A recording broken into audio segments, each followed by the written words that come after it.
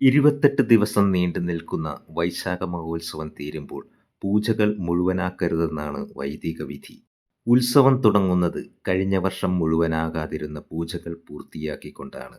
അങ്ങനെ കഴിഞ്ഞ വർഷം പൂർത്തിയാകാതിരുന്ന ആ പൂജാതി കർമ്മങ്ങളിൽ നിന്നും വീണ്ടും തുടങ്ങാം. കണ്ണൂർ ജില്ലയുടെ കിഴക്ക് വയനാട് ജില്ലയോട് ചേർന്ന് കിടക്കുന്ന ദക്ഷിണകാശി എന്നറിയപ്പെടുന്ന കൊട്ടിയൂർ ക്ഷേത്രം. വിധിയെ തടയാൻ ഈശ്വരന് വരെ സാധിക്കില്ല എന്ന മഹാസത്യം കൊട്ടിയൂർ ക്ഷേത്രത്തിൻ്റെ ഐതിഹ്യവുമായി ബന്ധപ്പെട്ട് കിടക്കുന്നു.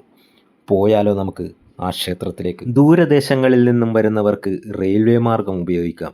തലശ്ശേരി റെയിൽവേ സ്റ്റേഷനിലെത്തുകയും തൊട്ടടുത്ത ബസ് സ്റ്റോപ്പിൽ നിന്നും കൊട്ടിയൂർ ക്ഷേത്രത്തിലേക്കുള്ള ബസ് സർവീസ് ഉപയോഗിക്കുകയും ചെയ്യാം. മാനന്തവാടിയിൽ നിന്നും 25 കിലോമീറ്റർ സഞ്ചരിച്ചാൽ ഇവിടേക്കെത്താം. തിരുനെല്ലി ശ്രീ മഹാവിഷ്ണു ക്ഷേത്രത്തിൽ നിന്നും 46 കിലോമീറ്റർ സഞ്ചരിച്ചാലും ഈ ക്ഷേത്രത്തിലേക്കെത്താം. കൂടാതെ കണ്ണൂർ സ്റ്റാൻഡിൽ വന്നാലും ഈ ക്ഷേത്രത്തിലേക്ക് ബസ് സർവീസ് എപ്പോഴും കാണും. വടക്കേ മലബാറിലെ പ്രസിദ്ധമായ 2 മഹാദേവ ക്ഷേത്രങ്ങളാണ് കൊട്ടിയൂർ ശിവക്ഷേത്രങ്ങൾ. കണ്ണൂർ ജില്ലയിലെ കൊട്ടിയൂർ ഗ്രാമത്തിലാണ് ഈ ക്ഷേത്രങ്ങൾ സ്ഥിതി ചെയ്യുന്നത്. ബാവലിപ്പുഴയുടെ തീരത്തുള്ള ഈ ക്ഷേത്രത്തെ ദക്ഷിണ കാശി എന്നും അറിയപ്പെടുന്നുണ്ട്. ഇവിടെ 2 ക്ഷേത്രങ്ങളാണുള്ളത്. ഇക്കരെ കൊട്ടിയൂർ ക്ഷേത്രവും അക്കരെ കൊട്ടിയൂർ ക്ഷേത്രവും. പരമശിവനും പാർവതിയുമാണ് ഇവിടുത്തെ പ്രധാന മൂർത്തികൾ. വൈശാഖ മഹോത്സവ സമയത്ത് മാത്രമേ അക്കരെ കൊട്ടിയൂർ ക്ഷേത്രത്തിലേക്ക് പ്രവേശനമുള്ളൂ. വൈശാഖ മഹോത്സവത്തിൻ്റെ പ്രധാന ആകർഷണം ഈ ഓടപ്പൂവ് തന്നെയാണ്. വെഞ്ചാമരം പോലെ ഭംഗിയാർന്ന ഈ ഓടപ്പൂവ്.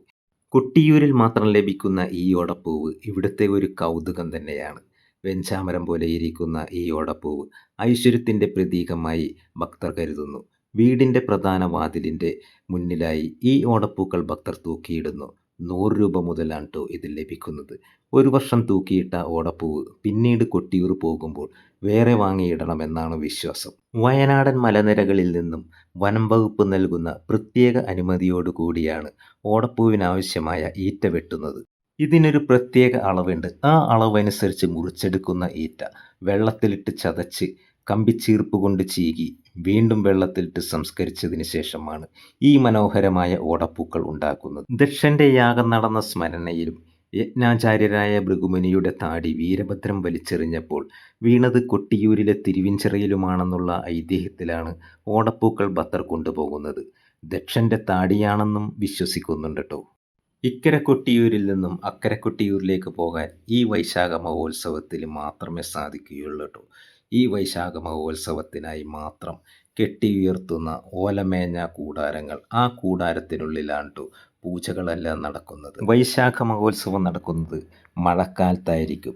അക്കരെ കൊട്ടിയൂർ ക്ഷേത്രത്തിൽ ഇടവത്തിലെ ചോതി നക്ഷത്രം തൊട്ട് മിഥുനത്തിലെ ചിത്തിര നക്ഷത്രം വരെ 27 ദിവസങ്ങളിലാണ് പ്രസിദ്ധമായ വൈശാഖ മഹോത്സവം നടക്കുന്നത്. കേരളത്തിൻ്റെ വിവിധ ഭാഗങ്ങളിൽ നിന്നും തമിഴ്നാട്, കർണാടക, ആന്ധ്ര സംസ്ഥാനങ്ങളിൽ നിന്നും വരെ ഇവിടെ ധാരാളം ഭക്തജനങ്ങൾ എത്തിച്ചേരുന്നു. പുരളിമലയിലെ കട്ടൻ രാജവംശം ഈ ക്ഷേത്രവുമായി ചരിത്രപരമായ ബന്ധം പുലർത്തുന്നു. അതിനാൽ ആദ്യകാലങ്ങളിൽ കട്ടിയൂർ എന്നായിരുന്നു പേര്. പിന്നീട് കാലക്രമേണ കൊട്ടിയൂർ എന്നായി മാറി. ലക്ഷക്കണക്കിന് ആളുകളാണ് കൊട്ടിയൂർ മഹോത്സവത്തിനായി പങ്കെടുക്കുന്നത്. കട്ടൻ രാജവംശക്കാർക്ക് ക്ഷേത്രത്തിൽ പാരമ്പര്യാധികാരമുള്ളവരായതിനാൽ ഈ വാർഷിക മഹോത്സവം അവരുടെ മേൽനോട്ടത്തിലാണ് നടത്തുന്നത്. പുഴയിൽ കുളിച്ച് ഈറനോടെ വേണം ക്ഷേത്ര ദർശനം നടത്താൻ എന്നാട്ടോ വിശ്വാസം. കൂടാതെ പ്രദക്ഷിണ വഴികളിൽ ജലമൊഴിയിരിക്കണമെന്ന നിബന്ധനയുള്ള ഏക ക്ഷേത്രവും കൊട്ടിയൂർ ക്ഷേത്രമാണ്. വയനാടൻ ചുരങ്ങളിൽ നിന്നും ഒഴുകി വരുന്ന ബാവലിപ്പുഴയുടെ വടക്കേ തീരത്ത് തിരുവഞ്ചിറ എന്നറിയപ്പെടുന്ന ഒരു ചെറിയ പുഴയുടെ നടുവിൽ കൊട്ടിയൂരിലെ പ്രധാന ആരാധന കേന്ദ്രമായ ശിവലിംഗവും പരാശക്തിയുടെ സ്ഥാനമായ അമ്മാറക്കല്ലും സ്ഥിതി ചെയ്യുന്നു. അക്കരെ കൊട്ടിയൂർ ക്ഷേത്രത്തിൽ ശിവലിംഗം സ്വയംഭൂവാണെന്ന് വിശ്വസിക്കുന്നു. ഇളനീർ കൊണ്ടാണ് അഭിഷേകം. തിരുവഞ്ചിറ എന്ന പേരുള്ള വലിയൊരു തടാകത്തിൻ്റെ മധ്യത്തിലുള്ള മണിത്തറയിലാണ് ശിവലിംഗമുള്ളത്. ഈ തടാകത്തിലെ തന്നെ മറ്റൊരു തറയായ അമ്മാറക്കല്ലിലാണ് ആദിപരാശക്തിയായ ശ്രീ പാർവതിയെ ആരാധിക്കുന്നത്. തുമ്പയും തുളസിയും കൂവിളത്തലയുമാണ് മണിത്തറയിൽ ഉപയോഗിക്കുന്നത്. ഭക്തർക്ക് പ്രസാദവും ഭക്ഷണവും നൽകുന്നത് മലവാഴയുടെ ഇലയിലാണ്. ക്ഷേത്രത്തിലെ പ്രധാന ചടങ്ങായ നീരെഴുന്നള്ളത്തിന് ജലം കൊണ്ടുപോകുന്നത് കാട്ടുകൂവയുടെ ഇലയിലുമാണ്.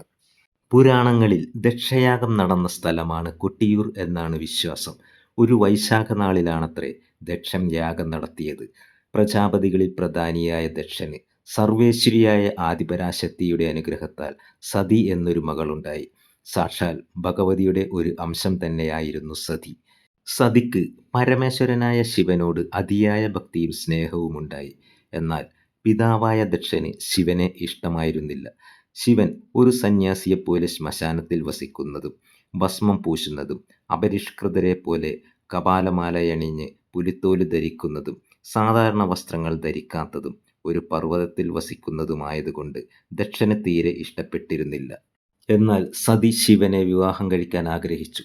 ഒടുവിൽ ദക്ഷന്റെ ഇഷ്ടമില്ലാതെ സതി സ്വയംവരത്തിൽ ശിവനെ വരിച്ചു. ഇത് ദക്ഷന്റെ കോപം വർദ്ധിപ്പിച്ചു. ശിവനോടുള്ള ദേഷ്യത്തിൽ ദക്ഷൻ വലിയൊരു യാഗം നടത്താൻ തീരുമാനിച്ചു.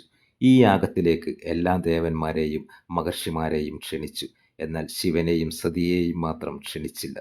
യാഗത്തിൽ പങ്കെടുക്കാൻ എല്ലാവരും പോകുന്നത് കണ്ടപ്പോൾ സതിക്ക് അതിയായ ദുഃഖമുണ്ടായി. സതി ശിവനോട് യാഗത്തിൽ പോകണമെന്നാവശ്യപ്പെട്ടു.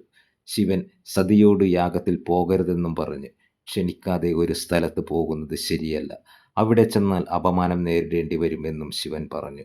എന്നാൽ പിതാവിനെ കാണാനുള്ള ആഗ്രഹം കാരണം സതി ശിവന്റെ അനുവാദമില്ലാതെ യാഗശാലയിലേക്ക് പോയി. യാഗശാലയിലെത്തിയ സതിയെ ദക്ഷൻ പൂർണ്ണമായി അവഗണിച്ചു.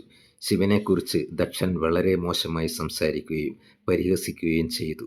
തൻ്റെ ഭർത്താവിനെ അപമാനിക്കുന്നത് കണ്ടപ്പോൾ സതിക്ക് വളരെയധികം ദുഃഖമുണ്ടായി. ഒടുവിൽ പിതാവിൻ്റെ ഈ പ്രവൃത്തിയിൽ മനംനൊന്ത് സതി യാഗാഗ്നിയിൽ സ്വയം ദേഹം വെടിഞ്ഞു. സതിയുടെ മരണവാർത്തയറിഞ്ഞ് ശിവന് അതിയായ ദുഃഖവും കോപവും ഉണ്ടായി. ശിവന്റെ കോപം ലോകം മുഴുവൻ പ്രകമ്പനം കൊണ്ടു. തൻ്റെ ജട പിഴുതെടുത്ത് നിലത്തടിച്ചപ്പോൾ അതിൽ നിന്നും ഭീകരരൂപിയായ വീരഭദ്രൻ ഉത്ഭവിച്ചു. ശിവൻ വീരഭദ്രനോട് ദക്ഷയാഗം നശിപ്പിക്കുവാനും ദക്ഷനെ വധിക്കുവാനും കൽപ്പിച്ചു.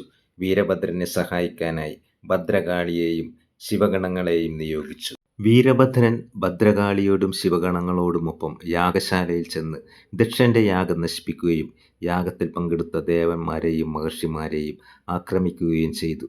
ഒടുവിൽ വീരഭദ്രൻ ദക്ഷന്റെ തലയറുത്തു. ശിവൻ യാഗശാലയിലെത്തി സതിയുടെ ശരീരം കണ്ട് വിലപിച്ചു. ഭഗവാന്റെ കോപമടങ്ങാതായപ്പോൾ പരിഭ്രാന്തരായ മഹാവിഷ്ണുവും ബ്രഹ്മാവും മറ്റ് ദേവഗണങ്ങളും ഭഗവാനെ ശാന്തനാക്കാൻ ശ്രമിച്ചു. യാഗഭംഗത്തിന്റെ ഭവിഷ്യത്തിനെക്കുറിച്ച് ഭഗവാനോട് പറയുകയും ഭഗവാന്റെ അനുവാദപ്രകാരം ബ്രഹ്മാവ് ദക്ഷനെ പുനർജീവിപ്പിക്കുകയും ചെയ്തു. ദക്ഷനെ പുനർജീവിപ്പിക്കാനായി ആടിന്റെ തലയാണ് വെച്ചുകൊടുത്തത്. അങ്ങനെ ദക്ഷൻ തന്റെ തെറ്റു മനസ്സിലാക്കുകയും യാഗം മുഴുവിപ്പിക്കുകയും ചെയ്തു. ഏറെ ദുഃഖിതനായ ശിവൻ സതിയുടെ ശരീരവുമായി കണ്ണീരോടെ അലയാൻ തുടങ്ങി. ശിവനെ ഈ അവസ്ഥയിൽ നിന്നും മോചിപ്പിക്കാൻ മഹാവിഷ്ണു തൻ്റെ സുദർശന ചക്രത്താൽ സതിയുടെ ശരീരം 51 കഷ്ണങ്ങളാക്കി ചിതറിപ്പിച്ചു. ചെന്ന് പതിച്ച സ്ഥലങ്ങളെല്ലാം ഭഗവതിയുടെ സാന്നിധ്യമുള്ള 51 ശക്തിപീഠ ക്ഷേത്രങ്ങളായി മാറി. ഭക്തർക്ക് അനുഗ്രഹം ചൊരിയാൻ പരാശക്തിയുടെ വിവിധ ഭാവങ്ങളിൽ അവിടെ കുടികൊണ്ടു. തുടർന്ന് ഭഗവാൻ ശിവൻ കൊടും തപസ്സനുഷ്ഠിക്കാൻ കൈലാസത്തിലേക്ക് പോയി. പിന്നീട് കൊടും വനമായി തീർന്ന യാഗസ്ഥലം കുറിച്യരുടെ വാസസ്ഥലമായി മാറി. ഒരു കുറിച്യർ യുവാവ് അമ്പിന് മൂർച്ച കൂട്ടുവാനായി ഒരു കല്ലിൽ ഉരയ്ക്കുകയും ആ കല്ലിൽ നിന്ന് രക്തം വരികയും ചെയ്തു. ഇതറിഞ്ഞെത്തിയ പടിഞ്ഞീറ്റ നമ്പൂതിരി കൂവലയിൽ കലശമാടിയത്രേ. വൈശാഖ മഹോത്സവം ആരംഭിച്ച് ഇന്ന് കാണുന്ന ചിട്ടകൾ ഉണ്ടാക്കിയത് ശങ്കരാചാര്യർ ആണെന്ന് കരുതുന്നു. 28 ദിവസം നീണ്ടു നിൽക്കുന്ന വൈശാഖ മഹോത്സവം തീരുമ്പോൾ പൂജകൾ മുഴുവനാക്കരുതെന്നാണ് വൈദിക വിധി. ഉത്സവം തുടങ്ങുന്നത് കഴിഞ്ഞ വർഷം മുഴുവനാകാതിരുന്ന പൂജകൾ പൂർത്തിയാക്കിക്കൊണ്ടാണ്. അങ്ങനെ കഴിഞ്ഞ വർഷം പൂർത്തിയാകാതിരുന്ന ആ പൂജാതി കർമ്മങ്ങളിൽ നിന്നും വീണ്ടും തുടങ്ങാം ഈ വർഷത്തെ വൈശാഖ മഹോത്സവം.